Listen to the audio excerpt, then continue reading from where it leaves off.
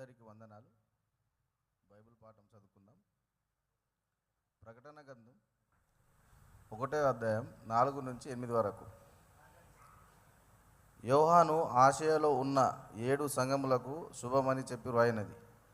వర్తమాన భూత భవిష్యత్ కాలములలో ఉన్నవాని నుండి, ఆయన సింహాసనం ఎదుటనున్న 7 ఆత్మల నుండి, నమ్మకమైన సాక్షియు, మృతులలో నుండి ఆది సంభూతుడుగా లేచిన వాడును, భూపతులకు అధిపతియునైన యేసుక్రీస్తు నుండి కృపా సమాధానములు మీకు కలుగునుగాక.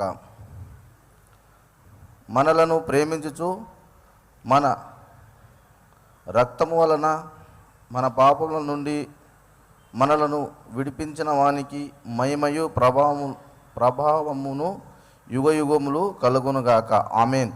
ఆయన మనలను తన తండ్రియగు దేవునికి ఒక రాజ్యముగాను యాజకులనుగాను చేసెను. ఇదిగో, ఆయన మేఘరూఢుడై వచ్చుచున్నాడు. ప్రతి నేత్రము ఆయనను చూచును. ఆయనను పొడిచిన వారును చూచెదరు. భూజనులందరూ ఆయనను చూచి రొమ్ము కొట్టుకొందురు. అవును, ఆమెన్.